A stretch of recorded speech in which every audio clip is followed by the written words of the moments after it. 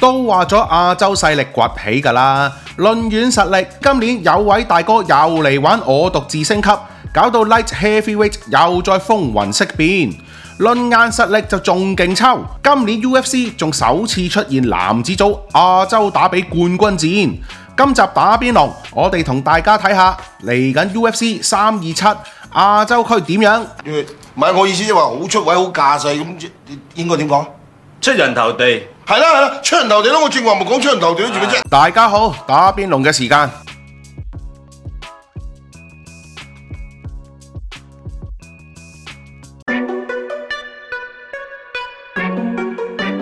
久違了嘅邊爐冷知識，今次同大家講份臨時工 Interim Champion 臨時冠軍。話說就算打生打死做咗正式冠軍都好啦，都未必次次應挑戰者要求話打就打㗎。可能因為冠軍有傷在身，又或者私事纏身，搞到佢哋暫時都未必翻到入去個八角籠。但係量級不能無冠軍。正式冠軍暫時行開咗，唔通停擺咩？ UFC 有見及此，就會酌情容許正印冠軍先處理自己事務，然後安排該兩級排名比較高嘅選手先爭個臨時冠軍。到正印處理完自己嘅事務，重返八角籠，就可以安排正式冠軍同臨時冠軍一決雌雄啦。順帶一提，以上呢個安排係唔包括原冠軍掉低本身個量級腰帶升榜去打其他量級㗎。以現行規矩，如果原冠軍宣布去挑戰其他量級，佢本身嗰個量級冠軍位置就即時懸空，量級入邊排名較高嘅選手就可以立即爭個正式冠軍，唔使做臨時工啦。UFC 史上做 Interim Champion 做得最耐嘅就係現時重量級正式冠軍 Tom Aspinall。自2023年11月贏得重量級臨時冠軍之後，靚佬湯足足捱足548日，捱到原重量級冠軍 Jon Jones 都被退休之後，先終於坐正做正印。做臨時冠軍期間，仲要幫骨頭哥頂晒啲佢唔願意打嘅挑戰者，呢份臨時工都真係唔易食啊！好啦，得嚟終於捱到 Interim 變長工。靚佬湯上年10月第一場冠軍衛冕戰，又中咗 Zero 間嗰招先學神針，家陣都仲休息緊。結果而家重量級嗰邊又有臨時崗位招聘啦。咁到底邊個咁睇唔開，又走去應徵呢？我哋立即話過你知。UFC 327當晚兩場冠軍爭奪戰，傾咗咁耐，賽會終於安排咗 Light Heavyweight 冠軍戰做 Main Event， 由排名第2捷克選手怪鳥 Ili Prochazka 出戰排名第3新西蘭選手黑豹 Carlos Ulberg 等等。Light Heavyweight 冠軍唔係鋪攤大哥 Alex Pereira 咩？石拳大哥又去咗邊度威啊？話說鋪攤大哥稱霸完中量級同輕重量級冠軍，有意向住3冠王嘅宏業進發啊！再加上一把年紀，新陳代謝又慢咗咁多，下下減磅減咁多，好傷身噶嘛，無謂啊！於是鋪攤大哥就延續上年嘅潮流，嚟個我獨自升級，升榜上去重量級，爭個臨時冠軍。6月14日喺白宮群英會同 Zero 間一較高下。大哥升榜去，留低嘅正式冠軍腰帶又邊個去爭呢？排名第1嘅 Magomed Ankalaev 上年就俾鋪攤大哥第一回合快狠爽咁解決咗，咁快揾佢爭又好似唔多好睇喎。再加上唔知搞乜，佢經理人團隊嗰啲咁嘅宣傳手法鬼咁犯眾憎，連啲拳手都唔多 like 佢。於是賽會都暫時唔揾佢住，情願揾翻啲亞爾亞三爭冠軍算啦。講翻今次輕重量級冠軍戰，外號黑豹嘅 Carlos Ulberg 以 boxing 起家嘅佢，職業 MMA 戰績14勝1負，絕對係近年輕重量級入面嘅危險人物啊！除咗2021年3月首戰 UFC 惜敗之外，打後9場賽事未曾輸過。步伐靈活，無論彈前彈後突發進攻，定係左右 circle 移動穩位施襲，全部都做得行雲流水。再加上佢啲左右勾拳又重又準，好多時都可以順利攻破對手防線，然後就拳如雨下㗎。難怪過去9場賽事有5場就第一回合了結對手，認真可怕啊！至於佢嘅對手怪鳥伊利普哈斯卡，職業 MMA 戰績32勝5負，2022年贏得 UFC Light Heavyweight 嘅冠軍，不過好快就跌咗條冠軍腰帶啦。然後隨着普灘大哥踩入輕重量級，怪鳥就未曾再坐翻上去個王者寶座啦。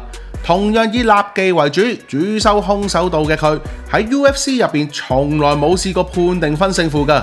喺 UFC 至今嘅2場敗仗都係輸俾普灘大哥啫，其餘對親怪鳥嘅對手唔係俾佢 KO 就 TKO， 得一場要搞到用後頸鎖降服對手嘅啫。不過怪鳥除咗出名打得，佢嘅武士道精神就更加為人津津樂道。先講面對住競爭對手，怪鳥都講求公平，唔佔便宜㗎。話說伊利喺2022年5月第一次贏咗個輕重量級冠軍，本來準備好快就可以打衛冕戰啦。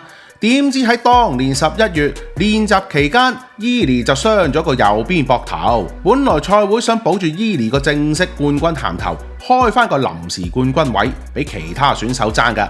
點知伊利竟然話唔使，表示既然自己傷咗，短期入唔翻個八角籠，就應該放棄自己個冠軍頭銜，俾其他有實力嘅高手爭個正式冠軍。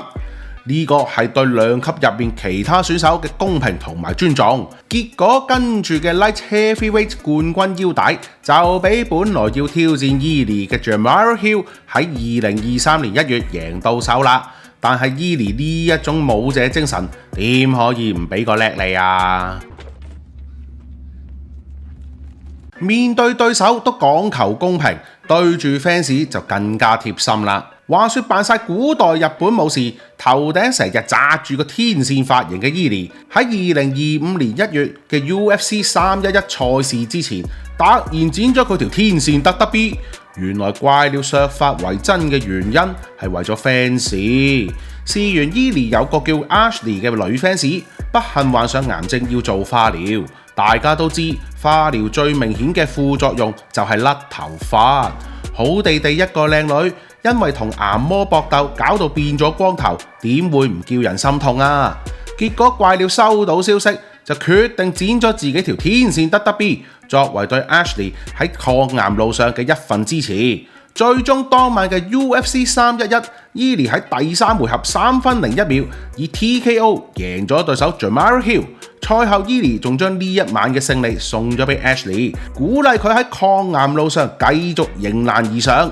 對 fans 咁貼心，點可以又唔俾個 like 你啊？作為一個捷克人，都展現出咁強烈嘅亞洲武士精神。誰不知亞洲呢邊今年都唔講得少，亞洲打比首次出現喺男子 Flyweight 嘅冠軍戰。到底邊2個亞洲高手咁巴閉先？不過各位師兄師姐又點樣睇呢一場黑豹對怪鳥嘅輕重量級獸王大戰呢？埋龍傾下偈啊！自古英雄出少年，講緊嘅係 UFC 327當晚嘅 Co-Main Event Flyweight 冠軍戰，由排名第3日本沖繩小子平良達朗挑戰現任冠軍緬甸王者 Joshua Wang。2個選手都係嚟自亞洲，而且2個選手都係00後。平良達朗2000年1月出世， Joshua Wang 就仲後生啲，2001年10月出世。呢2個拳壇小鮮肉咁後生就能夠衝上 UFC 嘅冠軍舞台，都咪話唔架勢。先講冠軍 Joshua Wang， 自幼喺戰亂頻繁嘅緬甸出世，輾轉之下12歲嗰年就全家移居到美國。點知16歲嗰陣 Joshua 嘅父親就嫁學西歸，成個屋企突然冇咗個經濟支柱， Joshua 就只好出嚟打拳揾食，撐住頭家啦。又估唔到 Joshua 打拳又真係有前途喎。現時職業 MMA 戰績16勝2負嘅佢，贏到拳就自然獎金不斷啦。所以作為孝順仔嘅 Joshua， 去到 UFC 316贏咗比賽之後，就拿住嚿獎金走去買樓，俾媽媽同埋一家人有個安樂窩啦。打法方面 ，Joshua 都係以 boxing 為主，而且步伐都相當靈活。in and out， 再加上又快又準嘅 combo， 對住佢有幾辛苦？問下同樣係 flyweight 嘅 Brandon Royval 就最清楚啦。不過令佢一戰封王嘅，都要講翻上年年尾場 UFC 323，當晚仲係挑戰者嘅 Joshua 對上時任冠軍 Alexander Pantoja， 開賽26秒 ，Joshua 一下捉到 Pantoja 隻腳，諗住順勢撥阿 Pantoja 落地下之際 ，Pantoja 失平衡之下隻手一撐。咁就手踭甩臼，仲輸埋個冠軍寶座啦。Joshua 都因此成為咗自 Jon Jones 之後第2最年輕奪得量級冠軍寶座嘅選手啊！而當晚賽後訪問時段 ，Joe Rogan 都估 Joshua 嘅下個對手應該就係平良達朗啦。愛好 The Fearless 嘅 Joshua 當然就話：Yo， 10萬天兵，使乜驚啊？咁 Joshua 你又唔使要面對住10萬天兵嘅，只係要對付現時職業 MMA 戰績18勝1負嘅平良達朗啫。喺日本沖繩出身嘅平良達朗，年紀輕輕17歲就贏咗9州業餘收斗大賽同埋全日本業餘收斗大賽冠軍，然後就殺入職業收斗賽事都未嘗一敗。2022年5月以22歲之齡登陸 UFC 至今，只係輸過一場 split decision 俾 Brandon Royval 啫，表現又真係好過由 Rising 登陸去 UFC 但已經連輸2場嘅焦倉海好多喎。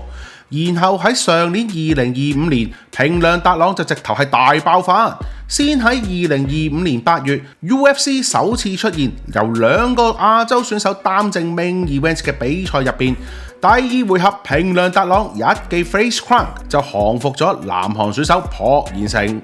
咁都唔止啊！去到12月嘅 UFC 323當晚，平良達朗喺第2回合撳住前 flyweight 冠軍 Brandon Moreno 喺地下係咁轟，最終以 TKO 勝出。論拳腳，平良達朗就未必夠 Joshua 咁犀利嘅，但係論柔術，平良達朗又真係技高一籌喎，啲地戰控制同埋降服技都做得幾好㗎。咁到底巴油子打嘅沖繩小子對上拳腳耍家嘅緬甸拳王，場面又會變成點呢？各位師兄師姐，不如一齊留言估下啦！